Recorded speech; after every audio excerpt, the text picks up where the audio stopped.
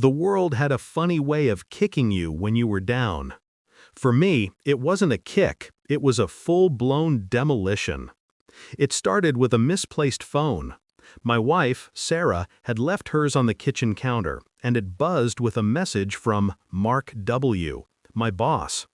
The message was innocent enough, "Can't wait for the project review tomorrow," but the winky face felt wrong. It was a worm of doubt that burrowed into my gut. Against every moral fiber in my body, I opened their chat history. The demolition began. Late-night texts, hotel reservations disguised as business trips, photos I couldn't unsee. They weren't just colleagues, they were lovers. My wife, the woman I had built a life with for 8 years, was sleeping with Mark, the man who made my professional life a living hell. I didn't confront her. What was the point? The evidence was a digital tombstone for our marriage. I felt hollowed out, a walking shell of a man navigating the ruins of his life. I went to work the next day on autopilot. The fluorescent lights of the office felt harsher, the air thicker. Every corner seemed to mock me. The break room where Sarah and I had once snuck a kiss during a Christmas party. The conference room where Mark had stolen my Aura project proposal and presented it as his own, earning a hefty bonus while I got a pat on the back for being a team player. Mark was a special kind of monster. He ruled our department with a toxic cocktail of charisma and fear. To the higher-ups, he was a star performer. To us, his underlings, he was a vulture who circled our ideas, waiting for the perfect moment to swoop in and claim them.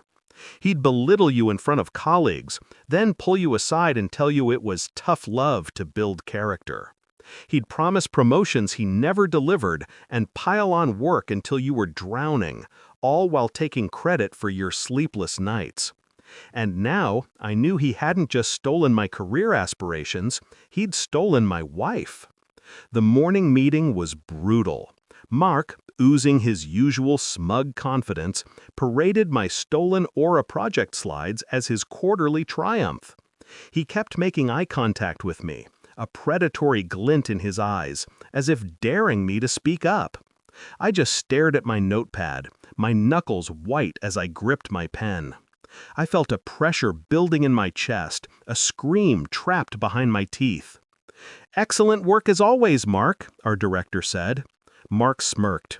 "Couldn't have done it without my team. Especially Alex here. He's a real workhorse." The condescension was a physical blow. I was a horse, something to be worked to the bone and then discarded. By lunchtime, I couldn't stand being in that building a second longer. I needed air. I'd forgotten my wallet at home in my days, but I had the lunch Sarah had packed for me yesterday, before the world ended. A simple turkey sandwich and an apple. It felt like a relic from another lifetime. I walked to the small park across the street, found an empty bench, and just sat there, the unopened lunchbox a lead weight on my lap. I couldn't eat. The thought of food made my stomach churn. That's when I saw him, an older man, sitting on the adjacent bench. He was dressed simply, in worn jeans and a faded jacket, but he held himself with a quiet dignity. He was staring at the duck pond, but his gaze seemed a million miles away. He looked lonely and hungry. His eyes kept drifting to the hot dog stand nearby, a flicker of longing in them before he'd look away, his shoulders slumping slightly. In that moment, I saw a reflection of my own despair. Here we were, two strangers drowning in our own silent oceans of pain. I don't know what came over me. Maybe it was the fact that my own pain felt so immense I needed to do something, anything, to feel human again. I stood up, walked over, and sat down at the other end of his bench. "Excuse me," I said, my voice hoarse. He turned, his eyes a surprisingly clear blue. They were kind eyes. I'm not really hungry. My wife, she packed too much." The lie tasted like ash. "Would you like to have this? I'd hate for it to go to waste." I held out the lunchbox. He looked from the box to my face, a long, searching gaze.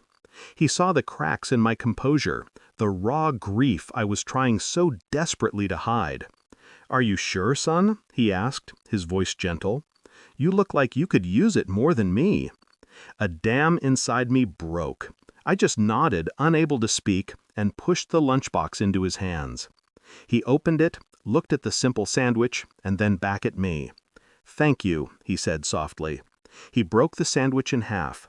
"The best meals are shared. Eat with me. Tell me what's weighing so heavily on your soul." And so I did. I told this complete stranger everything. I didn't mention names or the company, but I poured out the story of the betrayal, the stolen work, the constant humiliation, the feeling of being trapped in a life that was suffocating me. He listened patiently, never interrupting, just nodding and watching me with those impossibly kind eyes. When I was done, a hollowed-out husk of confession, he simply said, "Integrity is a heavy burden to carry in a world that rewards thieves. But it is the only thing of true value we own. The man you work for and the woman who broke your trust, they have nothing." His words were a strange comfort. We finished the sandwich in silence. He thanked me again, wished me well, and walked away. I felt a tiny bit lighter, as if sharing the burden had somehow eased its weight. I went back to the office, finished my day in a numb haze, and went home to an empty apartment. Sarah had already packed a bag. A single note was on the table. "I'm sorry, Alex. I need some space." The cowardice of it was almost laughable. The next morning, an urgent email summoned everyone to the main conference hall for an all-hands meeting. No one knew what it was about. Rumors flew. A merger, layoffs. Mark was preening, assuming it was an announcement of his promotion to director. He swaggered into the hall like he owned the place. I found a seat in the back, wanting to be invisible. Our COO, a woman I'd only ever seen in corporate videos, walked onto the stage. "Good morning, everyone. We have a special guest today. For the past few months, he has been quietly observing our day-to-day operations, wanting a ground-level view of the company he built.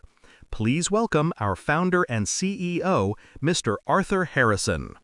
The doors at the side of the stage opened, and my heart stopped. It was him, the man from the park. He was wearing a sharp, tailored suit now, but his eyes were the same. Those kind, clear blue eyes. He scanned the crowd, and for a fleeting second, his gaze met mine. He gave a subtle, almost imperceptible nod. My blood ran cold. Mark, in the front row, was on his feet, applauding obsequiously. Mr. Harrison walked to the podium. "Thank you. I've learned a lot during my time away from the boardroom. I've seen the dedication of our employees, and I've also seen inefficiencies. I've seen leaders who build up their teams, and I've seen managers who tear them down for personal gain." His eyes flickered towards Mark. "In some departments, morale is at an all-time low, yet reports to the board are glowing. It's a discrepancy I was determined to understand." He paused, letting the tension build. "Mark Weston, please stand up."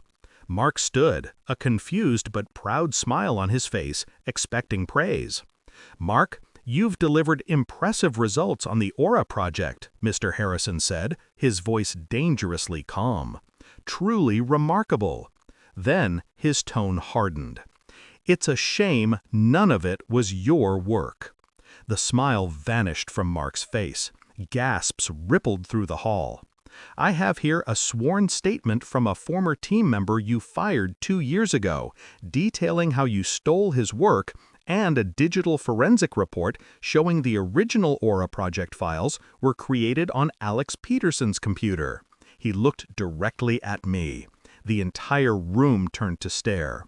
Mark started sputtering. "This is absurd. Slander. Alex is my subordinate. Of course he worked on the files." Mr. Harrison held up a hand. "Oh, I'm not finished. You see, integrity is paramount to me. Character is everything. And I happened to be making a call yesterday when I overheard a rather illuminating conversation." He gestured to the tech booth.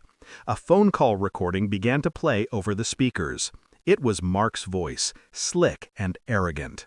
"Yeah, babe, the old man is buying it all. He thinks I'm a genius. Another few months and I'll have the director gig. Then you can finally leave that sad sack husband of yours. He's so pathetic. He probably still thinks you pack his lunch because you love him." Then, a woman's voice. A voice that twisted a knife in my gut. It was Sarah. "Just be careful, Mark. Alex isn't stupid. He's just too trusting." The silence in the hall was absolute, broken only by Sarah's recorded laughter. It was the cruelest sound I had ever heard. Mark's face was chalk white. He looked like a cornered animal. Mr. Harrison's voice boomed through the microphone. "Mark Weston, you are fired. Effective immediately. Security will escort you out. Your personal effects will be mailed to you." He then turned his steely gaze back to the crowd. "Let this be a lesson.